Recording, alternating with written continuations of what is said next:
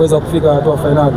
So tuna furaha na tunaahidi wananchi kwamba tutamalizia vizuri katika finali ambayo tunaikabili. Nyinyi ni mabingwa msimu uliopita, mnawaahidi kwamba mnakwenda kutetea kombe hili? Ya inshallah, ni malengo yetu kwa sababu tuko hapa. Kwa hiyo ni malengo yetu kutetea na tunajibu huo.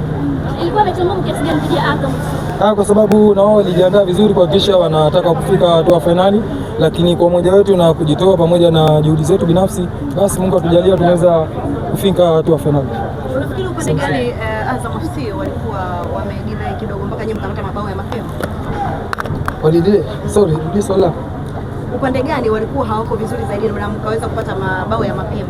Hamna, kwa sababu mechi nilikuwa kwa muone wangu nilikuwa nahisi walikuwa wanajaribu kumiliki mpira na sisi wao tunaachia kidogo kumiliki mpira, lakini kikubwa ambacho tulikuwa tumekubaliana kwenye counter attack zetu lazima zimalizie golini. Kwa hiyo Mungu atujalia katika zile ambazo tumezifanya basi mbili tumeweza kufanikiwa. Asante. Huyu hapa mmoja ameshuka. Swali ni moja kidogo jamani. Hongereni kwa kufanikiwa kutinga hatua ya finali mbele ya Azam FC.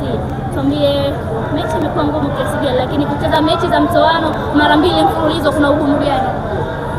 Nadhani cha muhimu hatua ambayo tumefikia ni hatua ya mtoano. Na ukiangalia timu ambayo tumekutana nayo uwezo wao uko juu. Yaani hapo kikubwa kilikuwa tunatakiwa tuhakikishe tuna maintain, kwa sababu ukiangalia tunacheza mechi mfululizo nzito.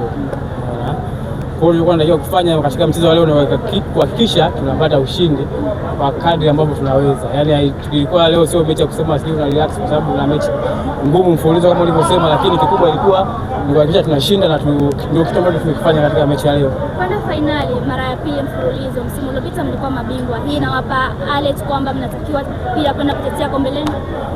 Ukizingatia sisi ndio watetezi, kwa hiyo lazima tutetee, na namna ya kutetea ubingwa ni maana yake kuperform vizuri na kushinda mechi ambayo inakuja mbele. Kwa hiyo sisi kama wachezaji tuko tayari, na nawapongeza wachezaji wenzangu, leo tumeweza kufanya kazi ambayo ilikuwa ni ngumu, tumemaliza salama na tupo katika hatua ya finali. Kwa hiyo tunasubiri mechi itakayokuja, tutajipanga na kwa plani za mwalimu tutaona namna ya kufanya ili tuweze kupata ushindi na tuweze kutetea ubingwa wetu. Kwa kipimo cha mechi hii, mpinzani yoyote aje kati ya wale wanaocheza nusu finali kesho, Simba na Mlandege?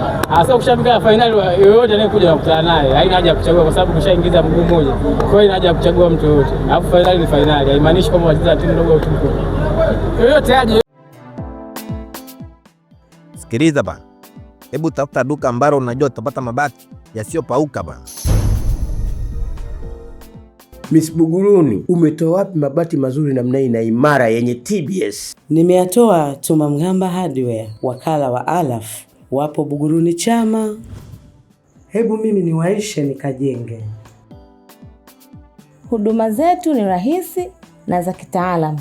Unalipia, unapewa risiti na unachukua mzigo wako papo hapo bila msongamano. Tumamgamba Hardware sasa tunakuletea mabati yako pendwa ya Sibadumu, Covermax, Versatile, Roman Tile, Tech Deck, Racing Coat pamoja na Max Cover. Pia tuna vigae aina ya Shingo, Wave pamoja na Roman. Tumamgamba Hardware.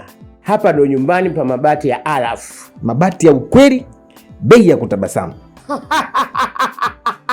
Kwa mawasiliano, wasiliana nasi kupitia namba 0754 300 746 au 0655 300 Pia unaweza kuwasiliana nasi kwa barua pepe mghambatumaini@yahoo.com. Tumamgamba Hardware, nyumbani pa mabati ya Alaf.